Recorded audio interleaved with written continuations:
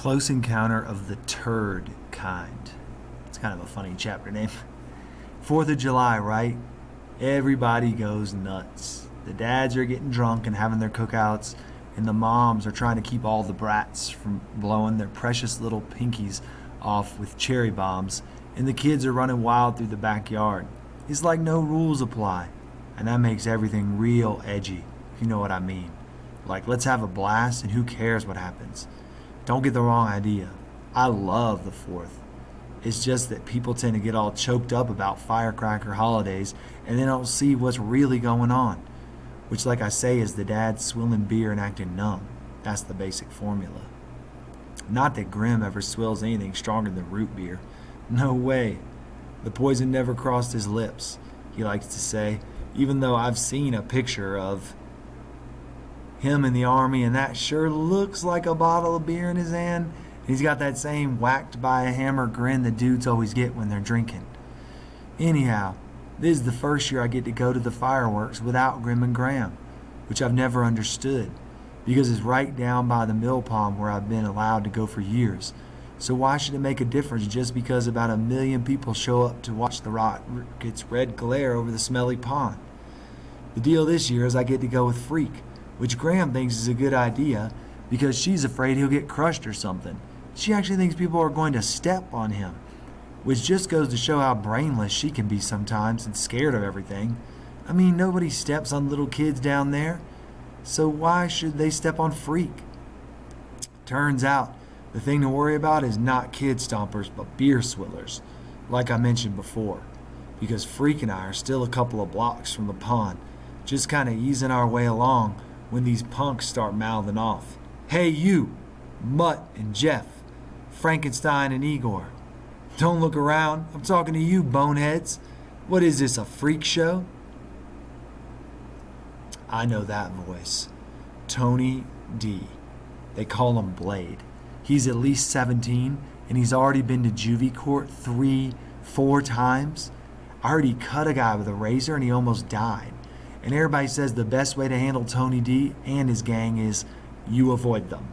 Cross the street, hide, whatever it takes. Yeah, you, he goes, and he's doing this hippity walk, strutting along. He's got these fancy cool cowboy boots with metal toes. Yeah, Andre the Giant and the Dwarf. Hold on a sec, I want a word with you. Only the way he talks, he goes, I want a word with ya. Except it's bad enough to listen to the creep. I don't want to have to spell the dumb way he talks. Anyhow, big mistake. We stop and wait for Tony D, alias the Bad News Blade. Got any dudes? He asks, pretending like he's friendly. He's a couple feet away, but you can smell the beer on his breath. Also, it smells like he ate something dead. For instance, roadkill, but maybe that's my imagination. Pay attention, Tony D says. I asked, did you got any? Freak, his chest is all puffed out and his chin looks hard. He's looking right up at Tony D and he says, got any what? Tony D has his hands on his hips and his punkster pals are trying to get closer, working through the crowd. He leans over Freak and he says, boomers, you little freak. M80s, maybe a rack of cherry bombs. Is that what's making a lump in your pocket, huh?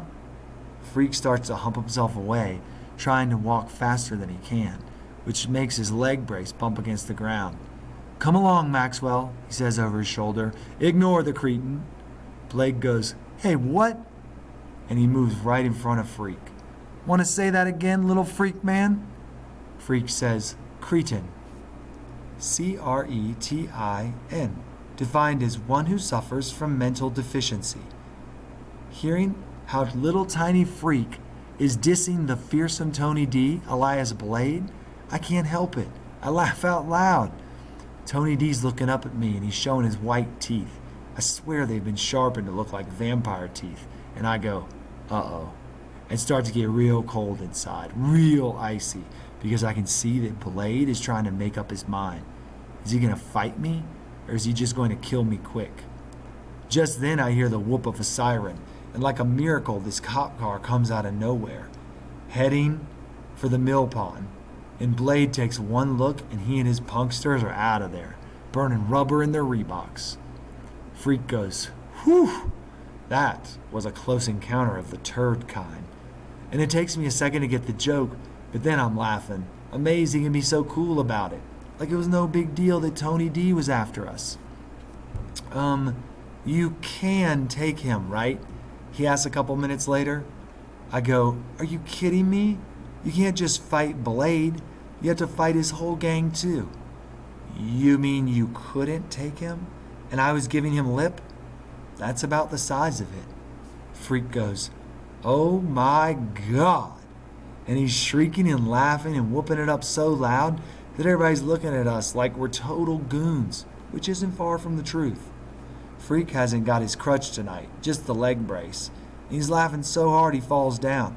Not that he has far to go. Anyhow, I pick him up and I'm amazed at how light he is. Like it's nothing for me to lift him. And maybe that's where I get the idea.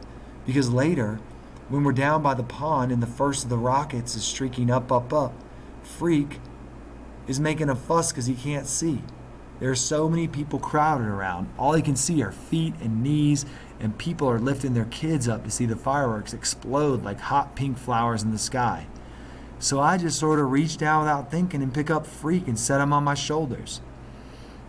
He's kind of trembly up there until he grabs hold of my hair to steady himself. And then the first really big rocket whams off. A humongous thud. I can feel it in my stomach, and Freak is shouting, all right. And I know it's okay. He's not flipped out because I picked him up and put him on my shoulders like he was a little kid instead of possibly the smartest human being in the whole world. Magnesium! He shouts as the white sparkles glitter down over the pond. Potassium chlorate! As the shells go boom, boom, boom. And everybody goes, ooh. Potassium nitrate, sulfur, aluminum. And after a burst of hot red fire in the sky, Freak tugs my hair and screams, copper! That's copper powder combusting with oxygen. And when the fire blossoms are flashing blue, he goes, good old strontium nitrate. And I'm thinking, whoa, is there anything this little dude doesn't know? And at the end, like always, they have a thing called the quote-unquote grand finale, when they just go nuts and light off everything at once. And it sounds like a World War III, whizzing and banging and popping. And there's so much hot stuff falling from the sky, you can hear it sizzling in the park. Freak keeps on shouting out the names of the chemicals and the elements until the last spark dies in the scummy pond, and the crowd cheers, and then everyone tries to leave at once, like a bunch of morons.